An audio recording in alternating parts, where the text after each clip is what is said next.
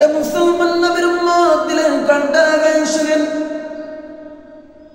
অনেক মানুষ আছেন হুজুর আমরা এই সবে বরাতে কি ইবাদত করব, কি ইবাদত করলে মালিকের দরবারে কবুল হবে। হ্যাঁ হে মা তোমার জন্য একটা নসিহত, হে বাবা তোমার জন্য একটা নসিহত, একটা ইবাদত, একটা আমল আমি আপনাদের ছোট ভাই আনসারী শিখিয়ে দিয়ে যাচ্ছি। এই আমলটা আজকে রাত্রে অবশ্যই করবেন, করবেন তো ইনশাআল্লাহ? অবশ্যই করবেন।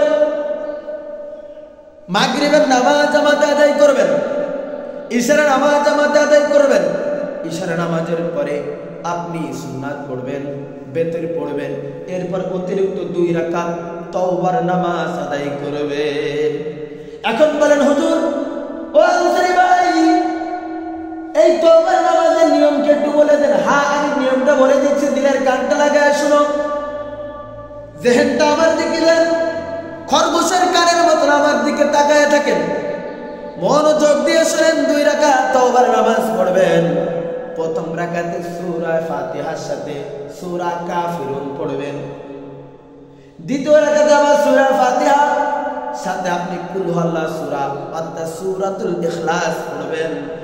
নামাজ শেষ হয়ে যাবে, মালিকের দরবারে হাত বাড়ায় দিবেন, আল্লাহ আমি জীবনে গুনাহ কম করি নাই, আল্লাহ আমি তওবা করলাম, আর জীবনে গুনাহ করব না, আর জীবনে খারাপি করব না, অন্যের মান আত্মসাৎ করব না, আল্লাহ জীবনে নামাজ ছাড়িয়েছি আর ছাড়ব না, জীবনে মানুষদেরকে ঠকাইছে আর ঠকাবো না, উলামায়ে কেরামদের সাথে আল্লাহ খারাপ ব্যবহার করেছে আর করব না, আলেমদেরকে খারাপ ব্যবহার করেছে আর করব না, মসজিদ ইমাম সাহেবের সাথে অকট্য ভাষায় কথা বলেছি, বড় গলায় কথা বলেছে আর বলবো না, আল্লাহ আমার স্ত্রীর হক আদায় করি নাই, আমার মায়ের হক আদায় করি নাই, আমার বোনের হক আদায় করি নাই, আমি আমার বোনের জমি ফাঁকি দিয়ে খেয়েছি, আমার স্ত্রীর জমি ফাঁকি দিয়ে খেয়েছি, মাকে মারিছি, আমি আত্মীয় স্বজনের হক মেরে খেয়েছি, আল্লাহ জীবনে গুনাহ কম করি নাই, আল্লাহ আজকে এই সবে বরাত 2025 সালে আল্লাহ আমি তোমার দরবারে হাত বাড়ায় দিলাম, তওবা করলাম, আল্লাহ আমার তওবাকে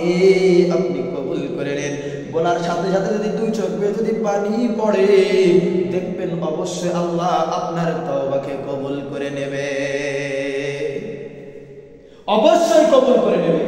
কারণ নবী বলেন চোখের পানি নাকের ডগায় আসার আগে আগে বান্দার গুনাহ বান্দার তওবা আল্লাহ মাফ করে দেয়। হে মুসলমান অবশ্যই চোখের পানি লাগবে, চোখের পানি পড়েই দাও।